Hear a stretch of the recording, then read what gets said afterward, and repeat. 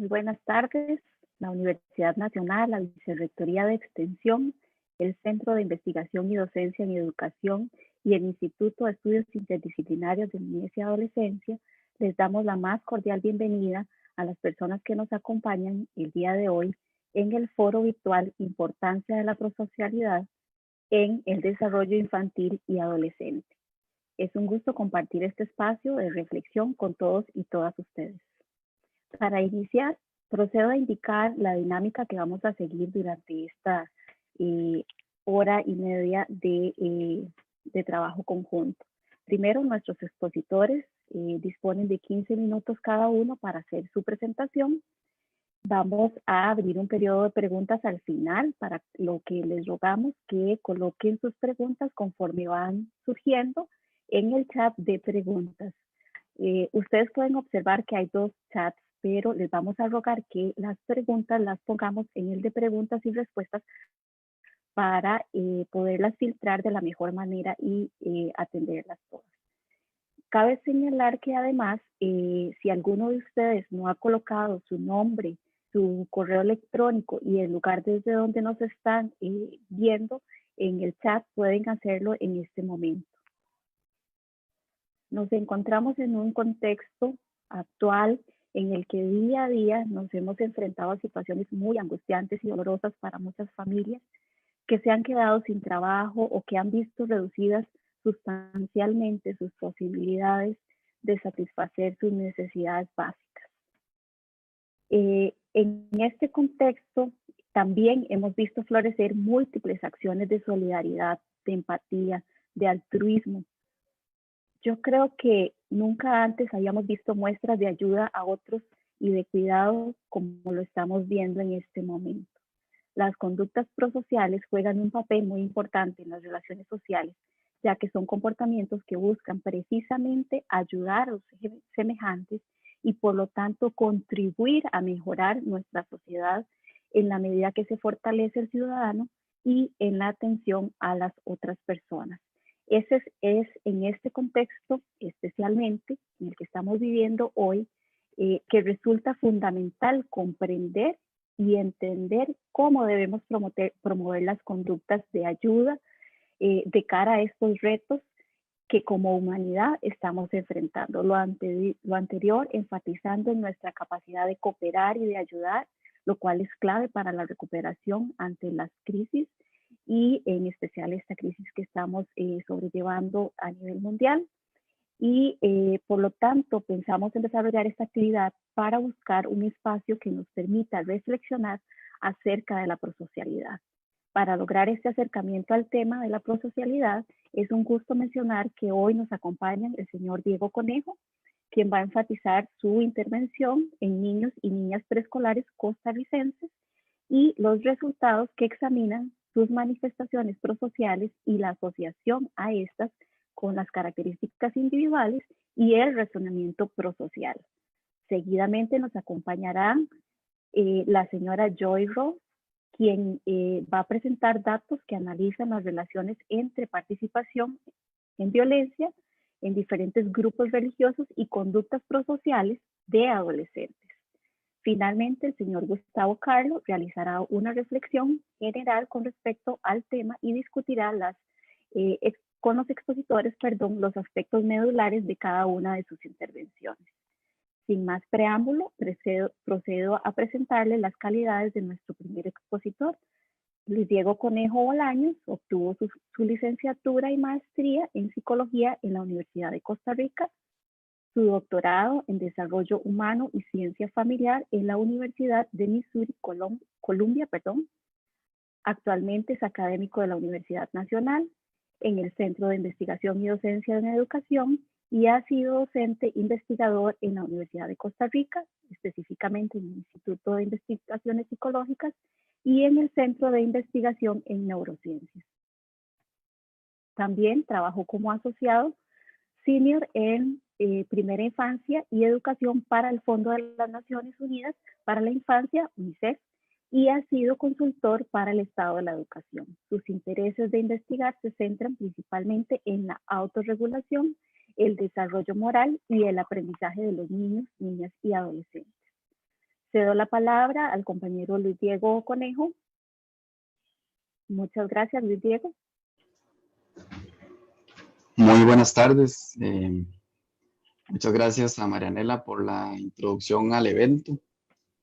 Y definitivamente es una oportunidad para poder discutir acerca de la prosocialidad y cómo estas ideas nos pueden apoyar en esta recuperación que como sociedad tenemos que llevar a cabo luego de la situación en la que nos encontramos.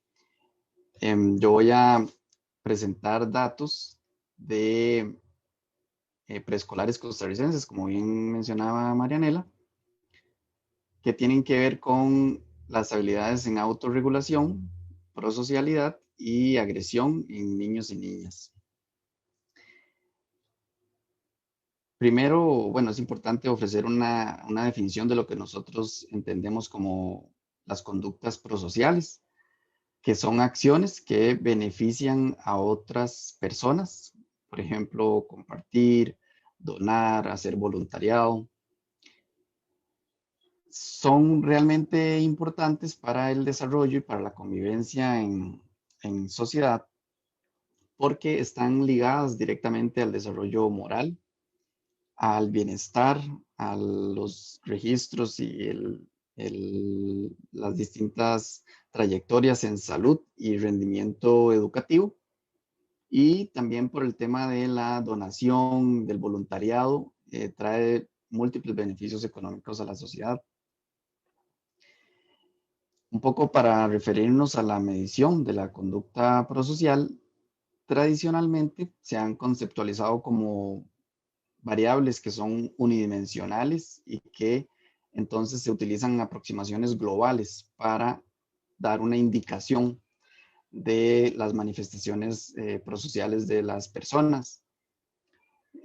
Pero es importante tomar en cuenta que existe evidencia suficiente de investigación que sugiere que en realidad una forma global de hablar de conducta prosocial no podría ser o podría no ser más bien la mejor forma de representar la prosocialidad porque es posible que existan tipos diferentes de conducta prosocial que están motivados por mecanismos diferenciales, tanto emocionales como cognitivos, y que además también buscan objetivos distintos. Ahora vamos a hablar un poco acerca de los tipos específicos. Por ejemplo, Carlo y Randall desarrollaron una medida de conducta prosocial, esta para específicamente en adolescentes, que distingue 6 tipos distintos de conducta prosocial. La conducta prosocial pública tiene como principal objetivo presentarse bien ante otras personas y verse bien ante otras personas. Por el contrario, la conducta prosocial altruista generalmente significa un costo para la persona que está ayudando y no busca una retribución directa, inmediata al bienestar. Las conductas prosociales que se dan en situaciones de emergencia están caracterizadas por responder a estímulos emocionales bastante fuertes que se detectan en otras personas y como consecuencia entonces hay una decisión de ayudar, de colaborar. Las conductas prosociales emocionales se refieren a eventos que provocan una activación emocional en las personas de diversa situación, por lo generalmente ver a alguien triste o ver a alguien que sufrió un golpe o un tipo menor de accidente y entonces hay una motivación para hablar. También la conducta prosocial anónima es aquella en la cual la persona que recibe la ayuda no sabe de dónde viene. Y la complaciente tiene que ver con una solicitud que se hace para colaborar, para ayudar, y entonces la conducta prosocial viene a ser como la respuesta ante esta solicitud.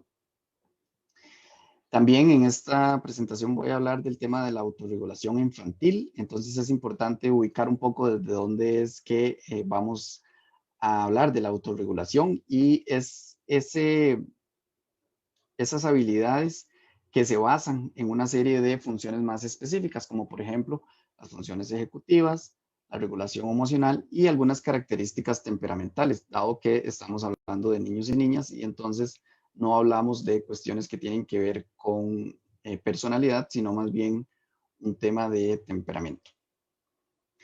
Y dentro de la autorregulación es posible distinguir dos componentes, uno que tiene más que ver con una autorregulación emocional en términos de la regulación de estas expresiones emocionales y la habilidad del control con esfuerzo, que se refiere a una característica temperamental de regulación de respuestas ante estímulos específicos. Por su parte, la autorregulación infantil cognitiva tiene más que ver con el tema de las funciones ejecutivas que mencionábamos antes, por ejemplo, memoria de trabajo, control inhibitorio y memoria a corto plazo, específicamente hablando de este proyecto.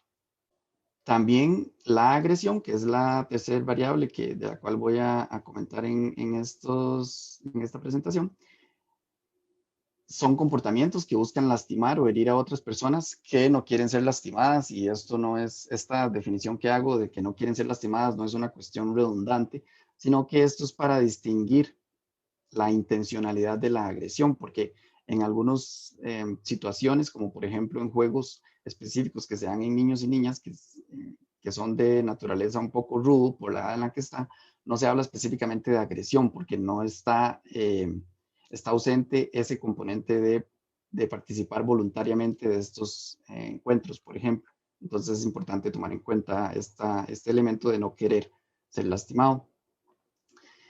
Hay evidencia suficiente que sugiere que cuando la agresión es una característica permanente a lo largo de la vida, generalmente tiene su inicio en la infancia. Entonces, las manifestaciones de agresión en la primera infancia y específicamente en los años preescolares no deben ser tomadas como algo a la ligera.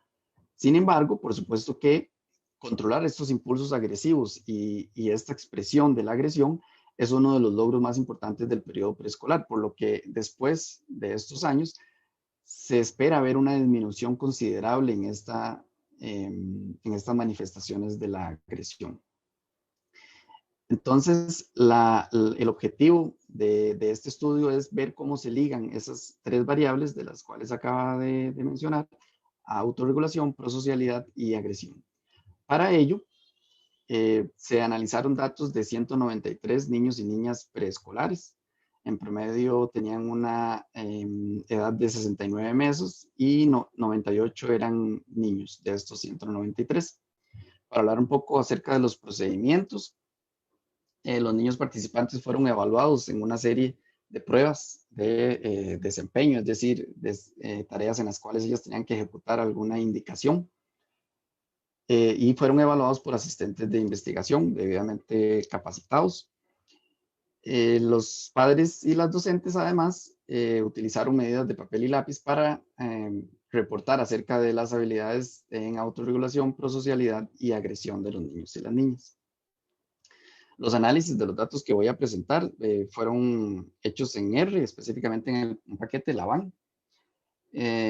Se corrieron análisis estadísticos y además análisis confirmatorios para examinar la estructura factorial de las variables que están involucradas, y además en el marco de las ecuaciones estructurales y el análisis de senderos fue que se puso a prueba el modelo que voy a presentar.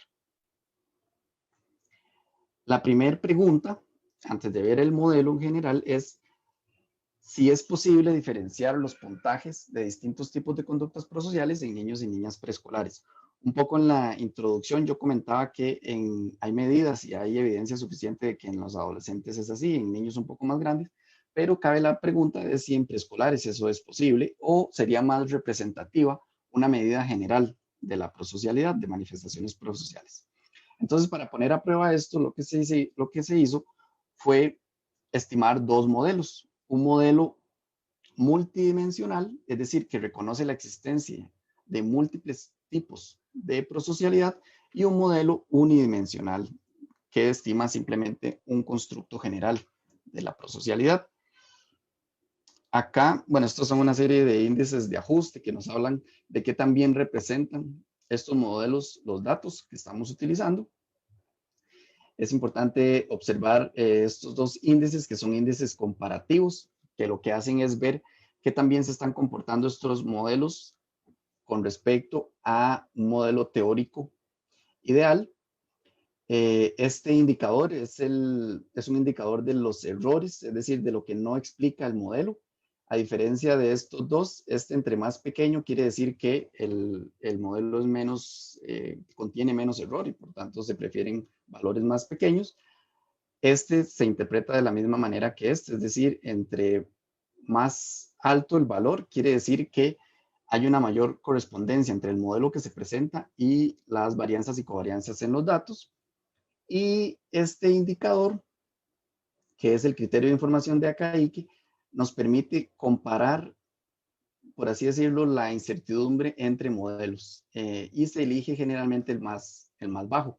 Si nosotros analizamos estos indicadores, vemos cómo el modelo multidimensional tiene mayores índices comparativos, tanto el CFI, el TLI como el AGFI, tiene un menor error de aproximación y tiene un menor valor de información de Akaique. Es decir, el modelo multidimensional representa mejor los datos que el modelo unidimensional. Ahora sí, entonces, estando claros que es posible diferenciar distintos tipos de prosocialidad en niños y niñas preescolares, una pregunta entonces interesante que nos podemos hacer es, ¿cuál es la relación entonces entre autorregulación, prosocialidad y agresión? Y para esto, entonces, se puso a prueba un modelo en este caso, un modelo de senderos que permite analizar simultáneamente las relaciones entre las variables de interés. A diferencia de, por ejemplo, un modelo como la regresión simple o incluso la regresión múltiple, en este tipo de modelos se pueden tener distintas variables que fungen como variables endógenas y variables exógenas, es decir, variables que tratan de explicar otras variables y variables que son explicadas, y se pueden tener múltiples papeles, todo analizado en el mismo modelo de manera comprensiva. Entonces, de esta manera podemos ver cómo en este modelo la autorregulación emocional se relacionó negativamente con agresión. Lo vemos por este indicador que es negativo y además es muy significativo. Esto es lo que quieren decir los tres asteriscos, que la probabilidad de que sea una observación por error es bastante baja. También una relación positiva entre la autorregulación emocional y la conducta prosocial de compartir. En este caso solamente estamos analizando dos de las posibles conductas prosociales por una cuestión de simplicidad del modelo. Estamos analizando una que tiene que ver con compartir y con manifestaciones públicas que buscan más bien un interés de autopresentación, ¿verdad? Esto se me olvidó mencionar, entonces lo menciono ahora. También hay una relación negativa entre la conducta prosocial de compartir y manifestaciones de agresión, pero una relación positiva entre la conducta prosocial pública y las manifestaciones de agresión. Ahora, este modelo no está tomando en cuenta los efectos indirectos que pueden existir de estas dos variables hacia agresión por medio de las conductas prosociales. Entonces, en este tipo de modelos es importante tomar en cuenta dichos efectos indirectos que se conocen en este caso como mediación, porque estas variables están fungiendo como posibles mecanismos por los cuales la autorregulación, ambos tipos, tienen un efecto en agresión. Y interesantemente, el modelo detecta un efecto indirecto significativo que va de autorregulación emocional, pasando por la conducta prosocial, en este caso compartir, y teniendo un efecto negativo sobre agresión.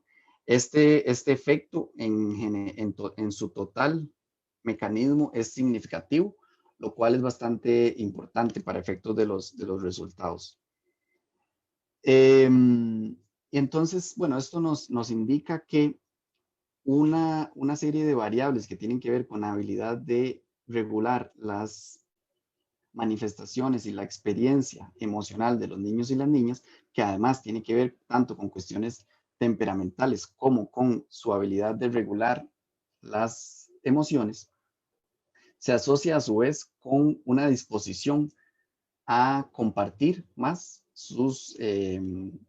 en este caso, compartir se evaluó por medio de la disposición que ellos tenían para compartir golosinas o compartir los materiales en el contexto del prekinder. Estas habilidades entonces en regulación emocional facilita ese compartir y a su vez esto tiene un efecto negativo en la agresión, mientras que para el tipo de conducta pública no existe una relación entre autorregulación y su manifestación y vemos que solamente existe una relación marginalmente significativa, porque la P fue mayor a 0.05, pero menor a 0.06, entre esta conducta y agresión, que es marginalmente significativa, pero que no deja de ser interesante porque es positiva, contrario a esta. Para cerrar, a mí me gustaría un poco comentar qué estamos haciendo desde el CIDE, entonces, en estas temáticas, tratando de contribuir a la promoción de la prosocialidad. Bueno, desde el INEINA hemos realizado trabajos directamente con familias y con niños y niñas para tratar de reducir las manifestaciones de la violencia y el uso del castigo físico, y hemos encontrado resultados bastante interesantes y prometedores. También en este momento tenemos un seminario en la División de Educación Básica sobre el desarrollo prosocial y un programa de estimulación de las conductas prosociales en la primera infancia. En este están participando en este momento 7 estudiantes. Estamos participando también por fondos concursables, en este caso el FIDA, que sería para el 2021 y 2022, con los cuales pretendemos desarrollar un programa de apoyo a las familias para reponerse ante la crisis, y por supuesto que el tema de la prosocialidad sería uno de los elementos claves. Y por último, también estamos en el proceso de desarrollar un proyecto con visión mundial que tiene que ver con la protección de los derechos sexuales y reproductivos en adolescentes en la zona norte, que aunque no tiene directamente que ver con este tema, sí forma parte de la protección de los derechos que es importante destacar con esta población.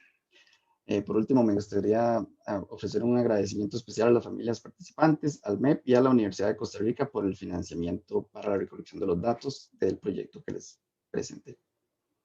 Y les agradezco mucho su atención. Muchísimas gracias, estimado Diego, por compartir con nosotros los resultados y conocimientos a partir de la investigación que usted realizó con niños y niñas preescolares.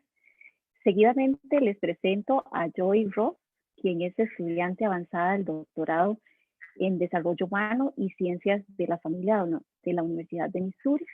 Su trabajo doctoral investiga el impacto de las adversidades como el estrés aculturativo y las experiencias de discriminación en el ajuste positivo de los jóvenes inmigrantes, así como el papel protector de los valores y la cultura.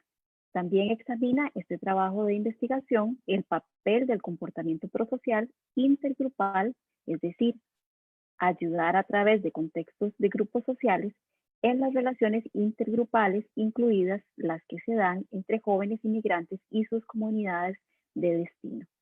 Joy tiene una maestría en trabajo social de la Universidad de Washington, donde estudió estrategias para promover el desarrollo social y económico de comunidades marginadas.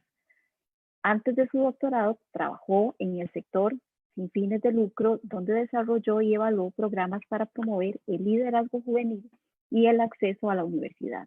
Bienvenida, Joy, y muchas gracias por unirse a esta iniciativa. La escuchamos. Muchas gracias a ti. Bueno, voy a compartir pantalla. Bueno, muchas gracias, Mariana. Voy a presentar hoy, como mencionó, de las relaciones intergrupales y el ajuste en los adolescentes. Primeramente, tengo que decir que mi pareja, que es colombiano, me mencionó que también se usa la palabra adaptación en vez de ajuste. Entonces, cada vez que se ven ajuste, deben pensar en adaptación. Si se confunden.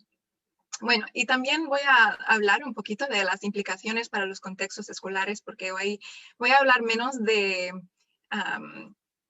voy a hablar del contexto comunitario y también el contexto escolar como un contexto en que los adolescentes aprenden o se forman su identidad y también aprenden su comportamiento. Bueno. Antes de empezar mi programa en la Universidad de Missouri, yo estudié el desarrollo comunitario y económico. Pero lo que aprendí fue que el desarrollo o el progreso de una comunidad se complica cuando hay grupos distintos en conflicto. Entonces, hoy en día mi investigación se trata de las relaciones intergrupales y cómo mejorarlas.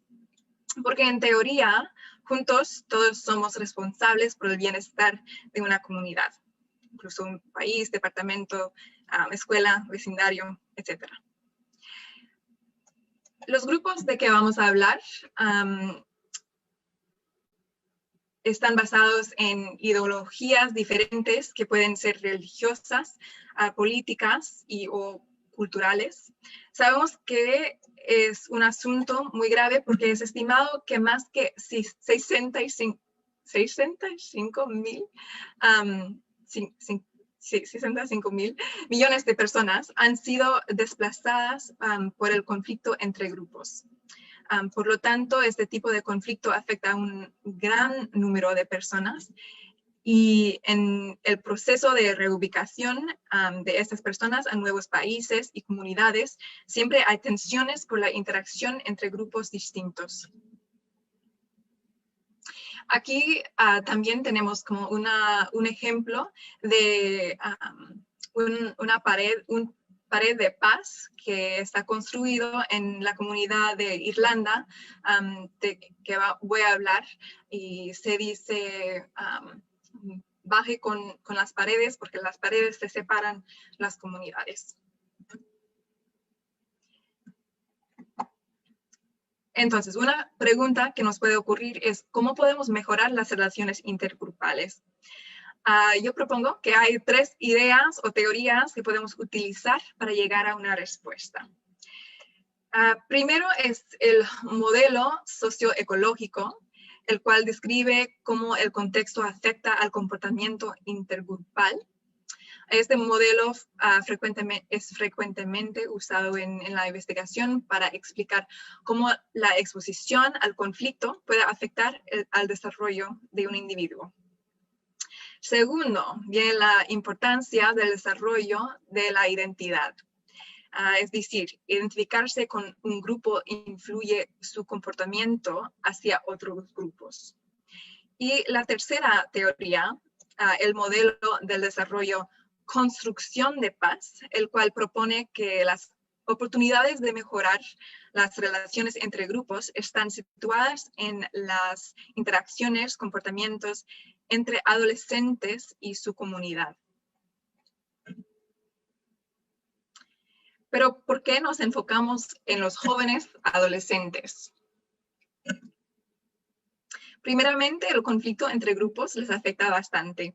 Los estudios sugieren que el conflicto afecta a su salud conductual, social y mental.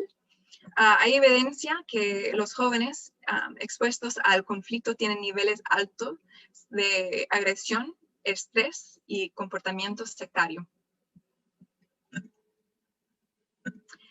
Segundo, es una época en que el desarrollo cognitivo fomenta la formación de identidad. Y finalmente, están expuestos a varios contextos, incluso la escuela, en que pueden interactuar con grupos distintos diariamente. El modelo de la construcción de paz y el desarrollo enfoca específicamente en los jóvenes adolescentes. Y este modelo tiene una base socioecológica que propone que el joven está en el centro de su ambiente y su desarrollo es un producto de la interacción con varios contextos. Por ejemplo, la escuela, la comunidad. Entonces, aquí entendemos que la violencia comunitaria, los conflictos entre grupos en la escuela o las relaciones interpersonales pueden afectar al desarrollo del joven. Pero el modelo es distinto en que también sugiere que el comportamiento del joven puede afectar a sus contextos. Es decir, la relación es bidireccional, si puedo decir eso así. Así, los jóvenes no solamente son víctimas, pero también constructores de la paz. Particularmente, la conducta prosocial puede fomentar la paz, que incluye acciones hechas con una intención de ayudar a otras personas, como mencionó Diego, como cooperar, compartir, hacer voluntariado, consolar a otros. Conducta prosocial, ¿cuáles razones hay para enfocarse en la conducta prosocial? El conflicto está asociado con comportamiento negativo. Eso ya hemos visto en la literatura. Pero la falta del comportamiento negativo no significa la presencia o que existe el ajuste positivo. Y también está relacionado con el éxito académico, está relacionado con índices de la confianza académica, como efficacy. Estar expuesta a la violencia comunitaria ha sido asociado con menos éxito académico y deserción escolar. Entonces, nos importa. Les voy a hablar brevemente del estudio de investigación que hice con la doctora Taylor y también el doctor Gustavo Carlo, que está presente, y en que tomando todas las teorías y todo de lo que hablé en cuenta, propuse un estudio para probar las teorías.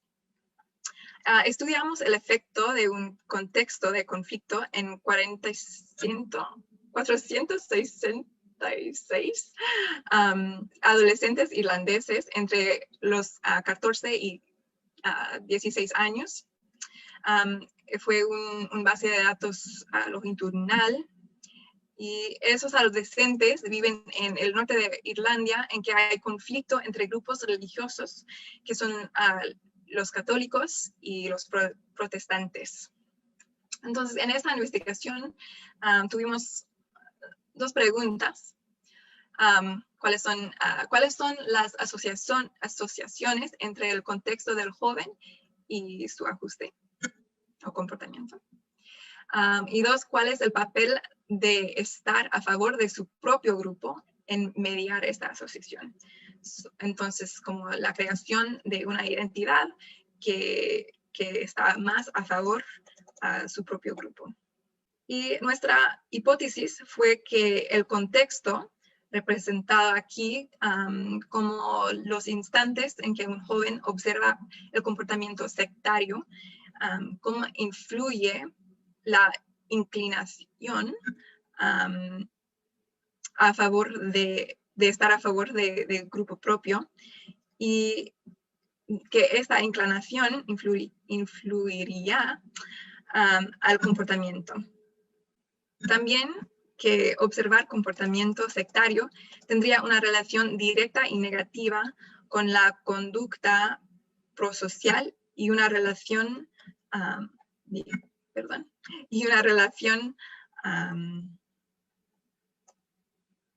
directa positiva con el comportamiento sectario. Lo que descubrimos fue que observar comportamiento sectario, incluso la violencia o nada más la segregación de grupos, tuvo una asociación positiva y directa a la participación en comportamiento sectario. También descubrimos que observar comportamiento sectario tuvo una relación indirecta a la conducta prosocial y el comportamiento sectario por una inclinación a favor del grupo suyo.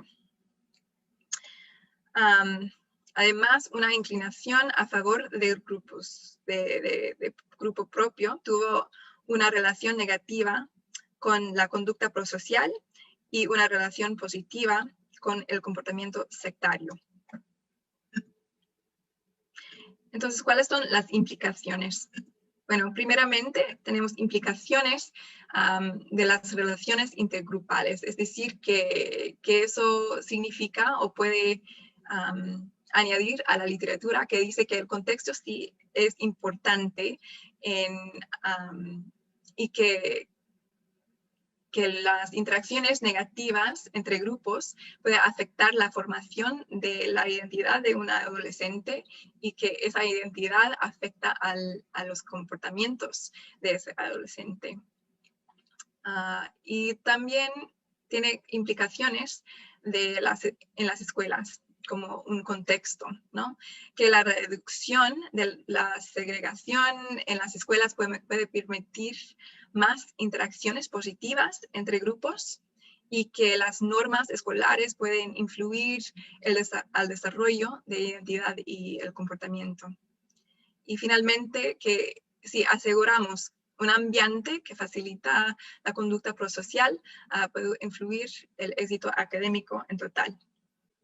Muchas gracias a la doctora Taylor por el uso de su data y a Gustavo Carlo y todos los participantes del estudio y también a todos ustedes.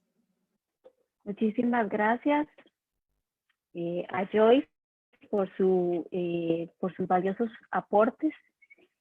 Solo quería recordarles que las preguntas las pueden estar generando en el chat de preguntas y respuestas que está habilitado ahí para ustedes, para que nosotros podamos darle seguimiento y poder proceder en un momento a responderlas con nuestros invitados. A continuación vamos a escuchar las palabras de nuestro último expositor de la tarde, quien es don Gustavo Carlo, y procedo a presentar sus calidades. Don Gustavo es doctor en psicología del desarrollo de la Universidad de Arizona, es profesor de la Escuela de Educación de la Universidad de Arizona. Su principal interés de investigación se centra en comprender el desarrollo social positivo y la salud de niños, niñas y adolescentes desde un enfoque cultural diverso. Muchos de sus proyectos se enfocan en grupos étnicos y raciales en Estados Unidos, incluyendo a los jóvenes latinos y sus familias. Ha publicado más de 200 libros, capítulos y artículos de investigación y ha recibido financiamiento de varias agencias, incluyendo la Agencia Nacional de Ciencias y los Institutos Nacionales de Salud de Estados Unidos. Es un miembro de varios consejos editoriales de revistas. Don Gustavo Carlo también ha recibido varios premios por su investigación y tutoría. Actualmente se desempeña como miembro del Consejo de Gobierno y de la Sociedad para la Investigación de Desarrollo Infantil.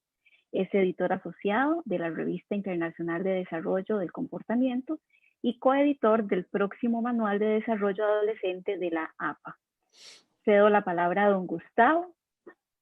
Muchísimas gracias. Gracias, Marianela. Muchísimas gracias. Es un honor hablar de nuevo y hacer una presentación para los costarricenses. Tienen que disculpe mi español, mi castellano no es muy bueno, pero yo voy a tratar de hacer un esfuerzo aquí. Aunque yo nací en Puerto Rico, yo he vivido muchos años aquí en los Estados y mi español no es tan bueno como antes.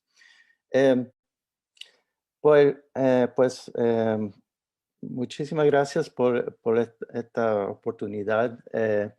Las presentaciones de Dr. Conejo y de Joy, la señorita Rus, eran muy interesantes y yo creo que ofrece una oportunidad para nosotros poder hablar un poco sobre el desarrollo prosocial desde los años primeros de niños hasta la adolescencia. Voy a empezar un poco hablando sobre desde la perspectiva de teoría. En las teorías que existen ahora en estos días, tratando de explicar el desarrollo prosocial, niños y adolescentes. La mayoría de las teorías que existen son teorías que básicamente estaban desarrolladas a base de trabajo que se enfocaba bastante en niños de europeoamericanos y verdaderamente no había muchas investigaciones que se enfocaban en niños de otros países, de otros grupos de cultura. Y eso ha presentado un problema porque la mayoría de niños y adolescentes verdaderamente viven fuera de esos países europeos y de Estados Unidos. Y por ese lado, yo creo que es importante tomar en cuenta que las presentaciones hoy ofrecen una variedad de entender el proceso de desarrollo prosocial. Por primera parte, el doctor Conejo habló sobre su proyecto en donde habla sobre el rol de la autorregulación, de la agresión y de los comportamientos prosociales en niños jóvenes. Pues lo que encontró, los resultados de su proyecto son muy interesantes porque ellos apoyan las teorías que existen en donde se habla mucho sobre la importancia de la autorregulación en prediciendo los comportamientos de agresión y prosociales.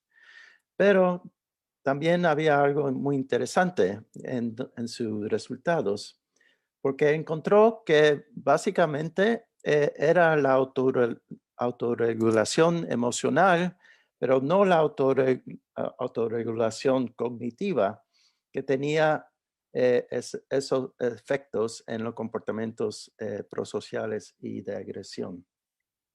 ¿Y por qué eso puede ser? Eso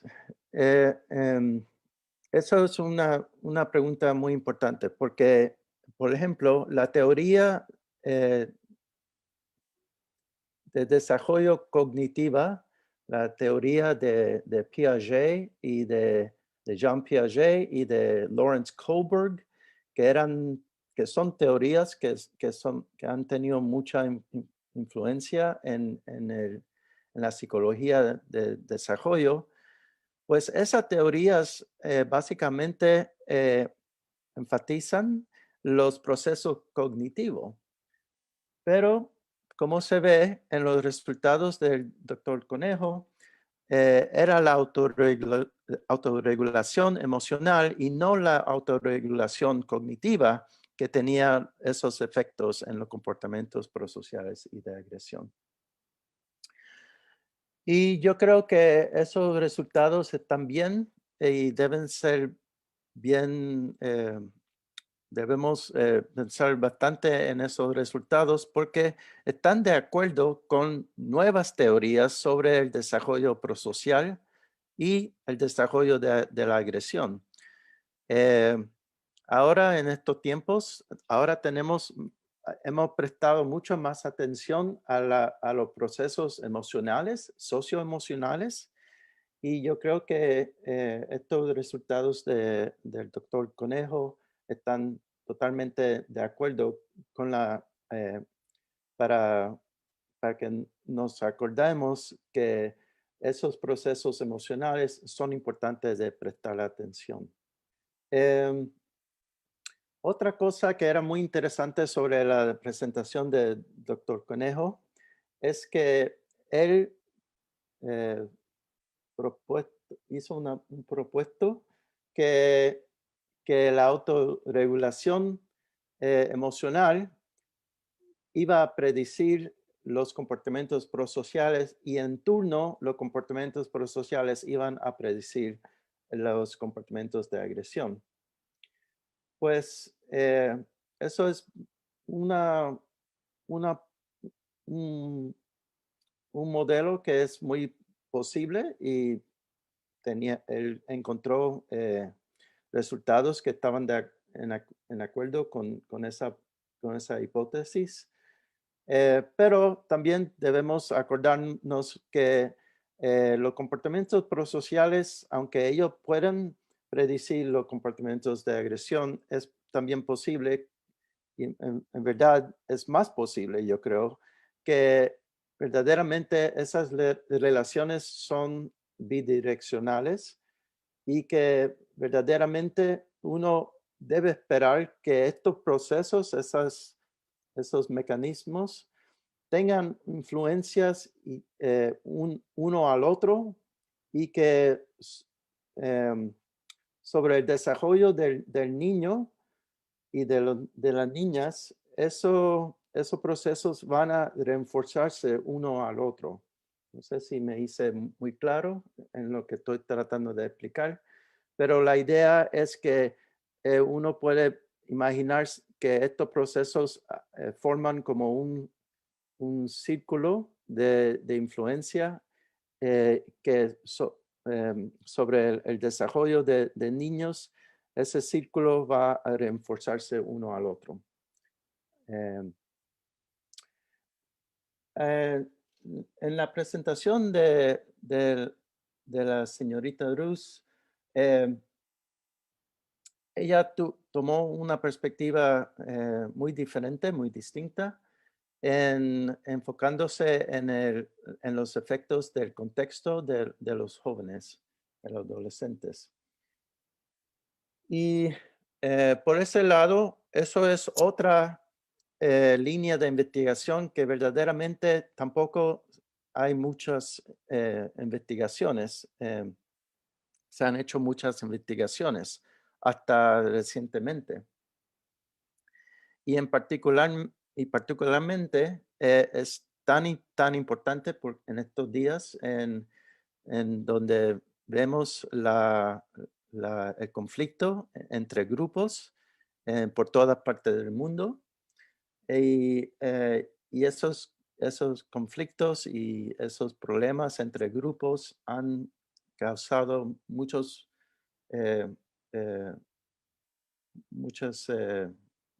problemas para nuestras sociedades, para nuestras comunidades. Especialmente ahora en este mundo en donde verdaderamente necesitamos más cooperación entre grupos. En la presentación de la señorita Rus, una cosa que salta de los resultados, que es muy importante de acordarnos, es que es como esas diferentes y distintas experiencias en las escuelas o en las comunidades o en el hogar del niño afectan el desarrollo de niños. Y lo que estamos hablando verdaderamente son la necesidad de prestar atención a los diferentes mecanismos de socialización que socializan a los niños y los socializan no solamente con respecto al desarrollo de autorregulación o el desarrollo de comportamientos prosociales o antisociales o de agresión, pero también con respecto a una orientación al grupo propio de ellos, en vez de grupos que son distintos del grupo de donde ellos vienen. Y por ese lado, eso es otra línea de investigación que verdaderamente no hay muchas investigaciones que existen que no informan sobre cómo es que los padres, empezando por los padres, cómo ellos influyen a sus niños en los valores, en las creencias sobre la importancia de ser prosocial y de no lastimar o ser agresivo a otras personas, ser prosocial a otras personas y no solamente a su familia, a miembros de su familia o miembros de su propio grupo. En resumen, estos dos estudios y presentaciones son muy valiosos porque ellos nos ayudan en poner en perspectiva lo que muchos de nosotros ya sabemos, que los niños están influidos por varias fuerzas en su ecología, en su comunidad, en su hogar, pero también los niños tienen sus propias características que son a base de su temperamento y de su genética. Bueno, y ahí voy a entonces terminar mi presentación para poder entonces tener una buena discusión sobre estos diferentes temas. Gracias. Muchísimas gracias a don Gustavo por esta síntesis que nos acaba de realizar de ambas presentaciones. Les recordamos que pueden colocar sus preguntas en el chat de preguntas que está habilitado para eso.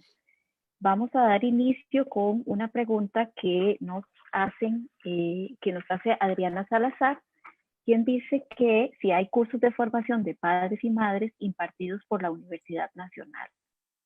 Tal vez Diego nos ayuda a responder esta pregunta de doña Adriana. Sí, claro, es una pregunta fundamental porque precisamente en el contexto de la situación que estamos enfrentando, la Universidad Nacional ha tratado de destinar sus recursos al apoyo de la comunidad. Nosotros desde el INEINA hemos ya realizado esfuerzos en conjunto con la Municipalidad de Heredia, inicialmente también con el Patronato Nacional de la Infancia, en ofrecer una serie de talleres de los cuales hemos obtenido resultados bastante prometedores en términos de la reducción del castigo físico como una de las opciones que utilizan las familias para controlar el comportamiento y corregir los problemas de disciplina.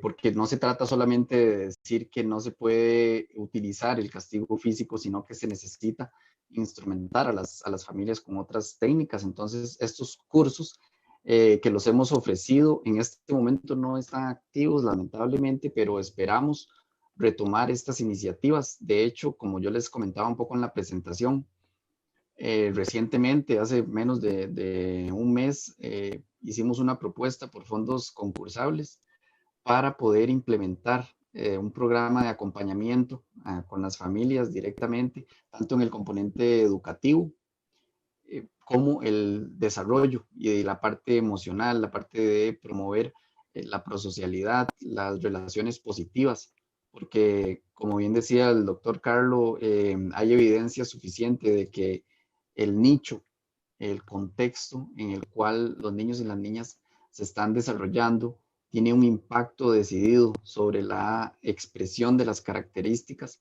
y esto está directamente relacionado con el tema de la epigenética o de cómo el ambiente va modificando y va estableciendo una serie de posibilidades que aumentan o disminuyen la manifestación de conductas positivas y conductas negativas. Entonces, definitivamente que el apoyo con las familias es fundamental. Nosotros lo tenemos bastante claro y tenemos estas iniciativas en proceso. Y también les comentaba el proyecto que tenemos con Visión Mundial para también empezar a implementar procesos de acompañamiento con las familias costarricenses. Nosotros, si les recomendamos estar atentos a las redes sociales del Instituto, de la Universidad Nacional, ahí estamos posteando las oportunidades que tenemos y esperamos pronto hacerlo con estos proyectos que les comentaba. Muchas gracias. Precisamente sobre eso nos consultaba en el chat, ¿verdad? Que donde se publica esta información por lo general para que las familias puedan accesarla. Además, le gustaría saber si es para toda la población o para grupos poblacionales específicos. Sí, ahí es importante distinguir que hay distintos niveles de intervención y estos grupos que nosotros tenemos son precisamente preventivos en el sentido de que no están indicados para grupos específicos que estén en mayor o menor riesgo, sino que es abiertos a toda la población, porque estamos muy conscientes del reto que significa los procesos de crianza en las familias y que en situaciones como las que estamos viviendo, que todos estamos experimentando niveles de estrés aumentados, restricciones económicas, una situación política convulsa. Todos estos elementos se mezclan y complejizan aún más la realidad en la cual estamos viviendo. Entonces, estas oportunidades están abiertas a todas las familias y les recomendamos estar pendientes porque pronto esperamos ponerlas a disposición nuevamente. La siguiente pregunta, me gustaría que tal vez pudiéramos intervenir los tres panelistas para que nos brinden su perspectiva. La leo para ustedes. ¿Qué implicaciones consideran que se pueden extraer de las investigaciones para una mejor comprensión de la relación entre lo cognitivo y lo emocional? ¿Son dimensiones separadas o no? ¿En qué medida? ¿Qué recomiendan? ¿Qué recomendaciones podrían ofrecer para que futuras investigaciones puedan profundizar nuestro conocimiento sobre la interacción? Si gustan, cedemos la palabra a Joy y a don Gustavo y dejamos a Diego de último. Gracias. Bueno, yo estaba pensando lo mismo porque quisiera tener los datos para probar como un modelo que incluye la parte emocional en lo que probamos en mi modelo antes. Porque yo supongo que en ver a la violencia o el conflicto entre grupos, especialmente si esa violencia está en contra de su grupo, de tu propio grupo, digo. Eso causará como emociones, ¿no? Como estrés y eso puede causar o limitar tu capacidad de actuar en una manera prosocial. Entonces, a ver, quisiera probar un modelo así. Gracias, Joy. Tal vez don Gustavo.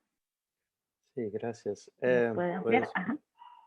Pues esa pregunta es una pregunta excelente, es muy importante y es una pregunta que verdaderamente psicólogos han tenido mucho debate sobre la relación entre emociones y procesos cognitivos.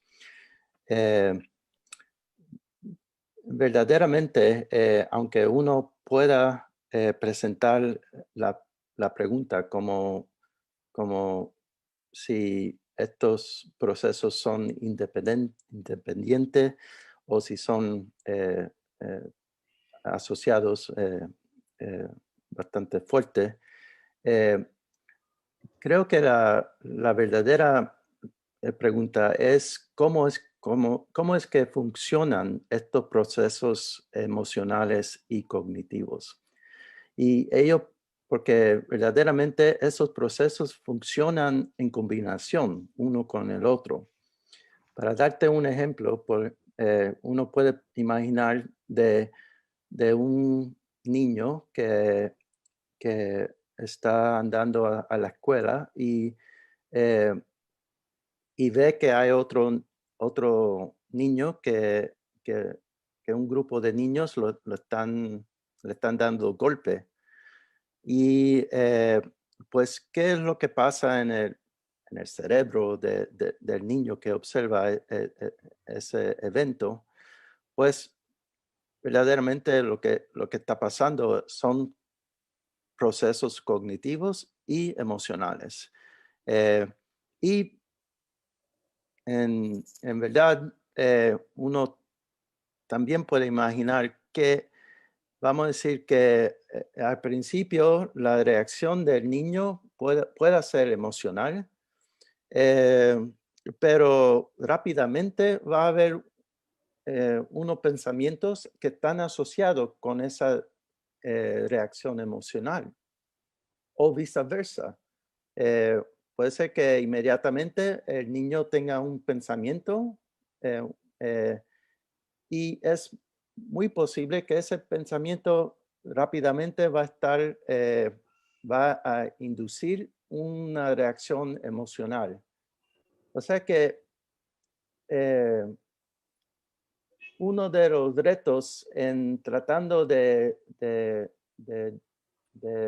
averiguar si esos procesos son independientes o si son bien relacionados uno al otro, es que los procesos ocurren tan rápidamente y las medidas que tenemos muchas veces no son medidas que son muy sensitivas para poder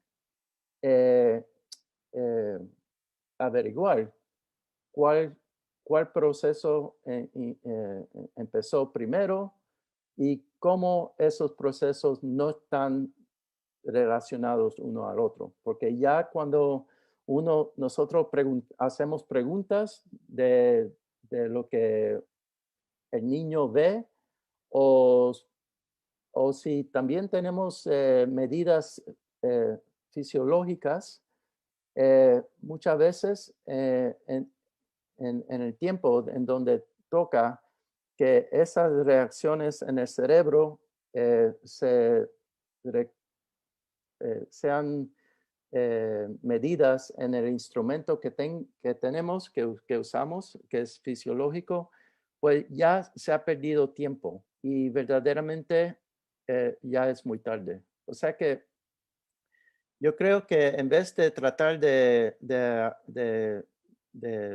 averiguar si estos son independientes yo creo mucho mejor tratar de averiguar cómo es que estos están interrelacionados uno al otro y cómo es que ellos en combinación funcionan para predecir los comportamientos y las reacciones de niños en estos, cuando se encuentran con estos eventos.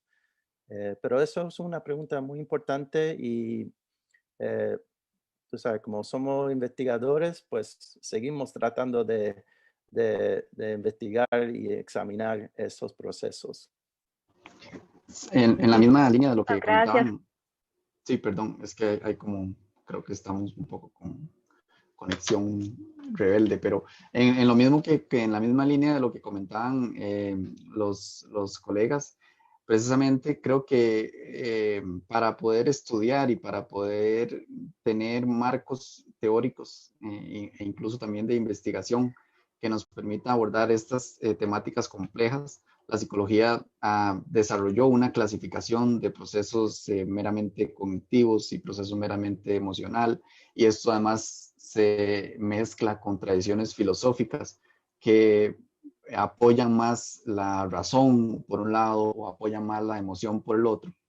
Lo cierto es que la evidencia más reciente que no solamente toma información, por ejemplo, de estudios empíricos con imágenes cerebrales, sino que también toma en cuenta otro tipo de registros que dan mayor precisión de la temporalidad que mencionaba el profesor Carlo. Apoyan la idea de que realmente estos procesos no son diferentes uno del otro y que la vieja y repetida idea que la emoción corrompe y entorpece la razón no existe, no es tal, porque precisamente los procesos de codificación y de atención están mediados por las emociones. Las emociones son esos mecanismos que son muy veloces para catalogar ciertos eventos y darles un tinte, porque es importante recordarlos, y ahí viene de nuevo el proceso cognitivo a representar esto a nivel de la información. Entonces, más que procesos diferentes, yo casi diría que son momentos de la expresión distintos de un mismo proceso, que es el que nos ha permitido evolucionar y nos ha permitido representar información de manera consciente en mecanismos como la memoria de trabajo o el control inhibitorio, pero que tienen absolutamente todo que ver con el manejo de las emociones y como posibles mecanismos para marcar ciertos eventos que son importantes para la supervivencia. Entonces, lejos de un afán localizacionista, es más una idea de hablar de redes de procesamiento de información y que la cognición y las emociones están implicadas en todo momento. Voy a leer la otra parte de la pregunta que plantearon, que tiene que ver con el actual contexto de la pandemia.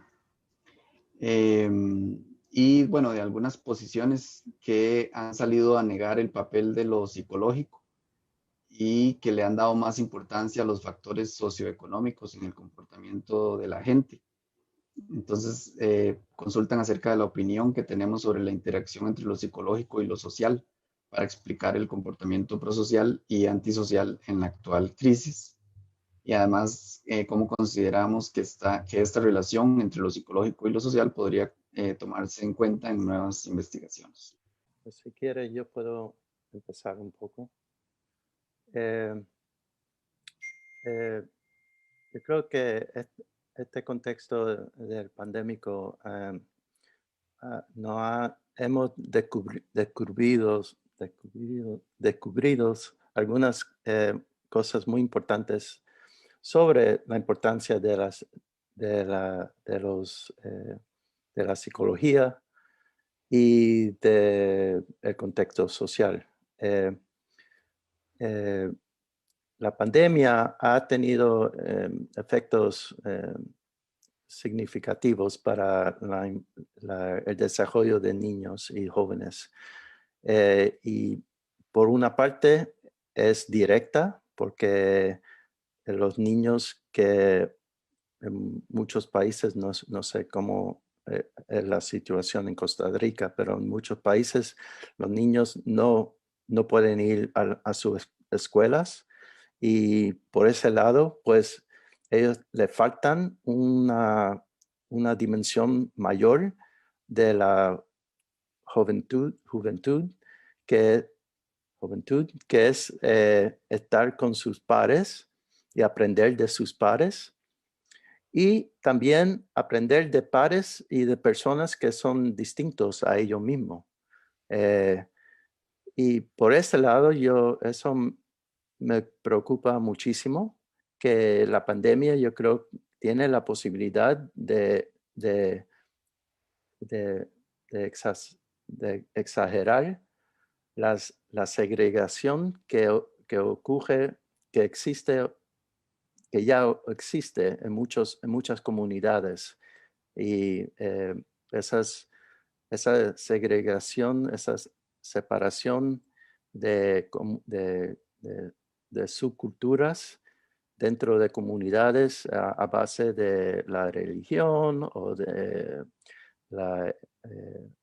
nivel socioeconómico o la raza o el grupo étnico. Yo creo que eso me preocupa muchísimo.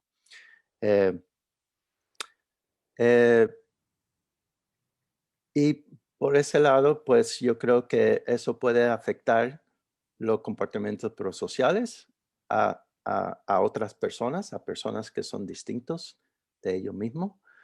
Y puede facilitar agresión contra personas que no son de su grupo propio. Pues por ese lado yo creo que es importante tratar de hacer investigaciones para poder educar el público sobre las consecuencias de esta pandemia en el desarrollo de niños, que las consecuencias no son solamente consecuencias sobre vamos a decir, la calidad de su educación, pero que hay estas consecuencias que son sociales y que son muy importantes para el bienestar de la comunidad y de nuestras comunidades. Joy, no sé si querías también referirte a la pregunta. Creo que está bien contestada, pero también quiero mencionar como el prejuicio como parte de lo que estamos viendo, como el conflicto entre grupos es como está aumentado y también está basado en cosas como la raza, la etnicidad, especialmente aquí en los Estados Unidos hemos tenido problemas con los americanos asiáticos que han experimentado muchos conflictos en la comunidad o muchas, malas experiencias. Entonces, yo creo que esa es parte de que debemos considerar como parte de la psicología que influye en nuestra interacción social. Sí, yo creo que las acciones que tomemos, tanto en extensión para trabajar con las comunidades, como en investigación, tienen que tomar en cuenta el aspecto psicológico y el aspecto social, porque definitivamente el tema, por ejemplo, de la discriminación que estábamos hablando, toma algunos elementos de mecanismos psicológicos que han evolucionado con nuestra especie, por ejemplo, para detectar diferencias y ver cuáles personas son de nuestro grupo más cercano y cuáles no, porque en algún momento tuvo mucho sentido, pero que ya no. Y también la moralidad, creo que la moralidad también evolucionó cuando nosotros compartíamos en grupos más pequeños y ahora al estar interactuando en grupos globales es todo un reto. Y entonces yo creo que poder lograr este salto y facilitar esos procesos de adaptación y de respeto hacia las personas que son diferentes a nosotros pasa precisamente por estos esfuerzos que tenemos que hacer desde la psicología, desde la educación, para tomar en cuenta los aspectos tanto individuales como las manifestaciones sociales de estos procesos. También hay otra pregunta que tiene que ver con cómo se entrelazan o relacionan las conductas prosociales y las habilidades para la vida en los adolescentes, que es muy importante. También cómo se liga esto con políticas e intervenciones a nivel más del ámbito de la extensión. Y también otra persona nos comenta que la forma de relacionarse de los niños y adolescentes es un aprendizaje. Si se vuelven conflictivos es porque el problema de fondo no son ellos. ¿Cómo se trabajan las comunidades con esta problemática de conflicto entre los grupos?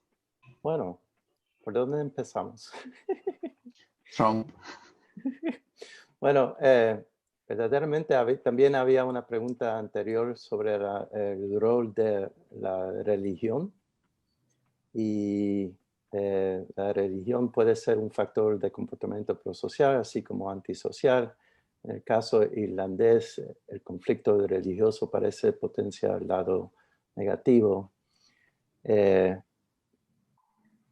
¿Cómo se puede entonces considerar la religión e incluir la religión en investigaciones sobre comportamientos prosociales?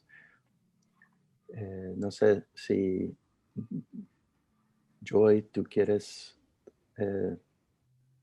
responder a esa pregunta? No soy experta en la religión, pero es un buen punto que puede servir como de los dos lados, ¿no? Que puede crecer un sentimiento de moral o prosocial hacia los demás, por ejemplo, de hacer voluntad, etcétera. Pero también es una manera de distinguir de otro grupo. Entonces, y así se vuelve más problemático. Y en el caso de Irlanda, yo creo que es una mezcla de lo político y la religión. Entonces se vuelve aún más complicado, pero incluir todos estos contextos y sería como una investigación grande, pero interesante a la misma vez, como aislar a esas variables. Sí, yo creo que eso es muy interesante porque, como tú dices, en Irlanda es una combinación, no es solamente la religión, es también político, perspectivas políticas, ideologías políticas. Y algunas veces yo creo que la religión también se mezcla con el nivel socioeconómico de grupos. Pero yo creo que sí se puede hacer investigaciones sobre el rol de la religión. Una posibilidad, por ejemplo, es tomando la perspectiva que la religión forma parte de la identidad de una persona. Y uno entonces puede tomar medidas de cómo de fuerte es esa identidad con su religión. Pero también a la misma vez, solamente haciendo estudios en donde le preguntamos a jóvenes qué es tu religión o cómo de fuerte es tu identidad con tu religión, no va a ser suficiente porque verdaderamente eso todavía no nos da información sobre los principios y la ideología que ellos verdaderamente están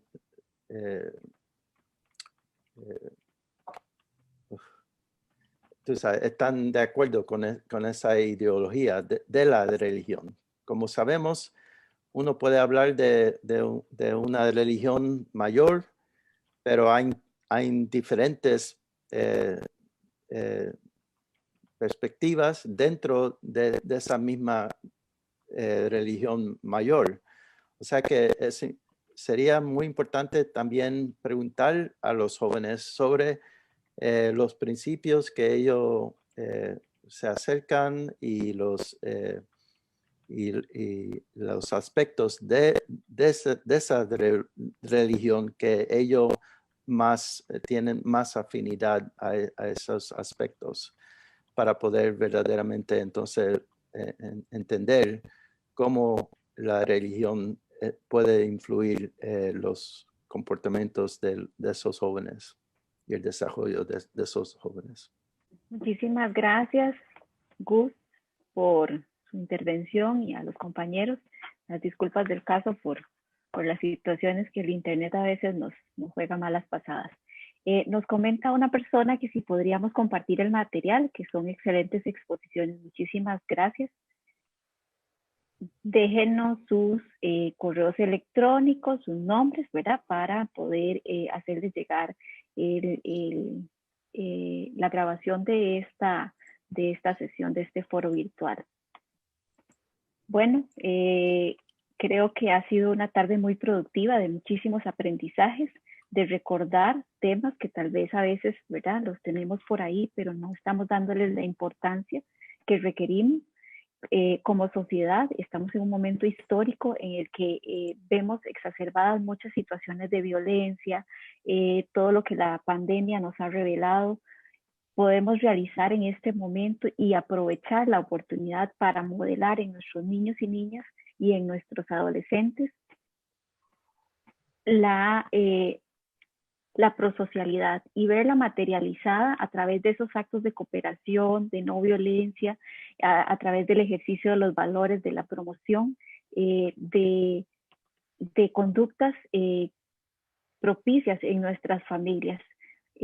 Creo que las investigaciones y los trabajos que la Universidad Nacional ha venido realizando son sumamente importantes para construir ambientes más favorables para la convivencia de todos y todas nosotras. Como Universidad Nacional reiteramos nuestro compromiso con el desarrollo integral de los niños, niñas y adolescentes que viven en nuestro país.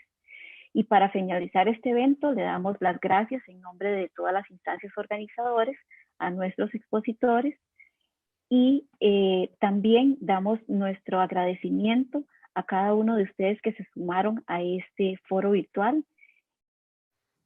Queremos decirle que estará disponible en el Facebook de la Vicerrectoría de Extensión y en la página del INEINA en los próximos días por si quieren accesarlo también. Muy buenas tardes y que estén muy bien. Gracias. Muchísimas gracias a todos.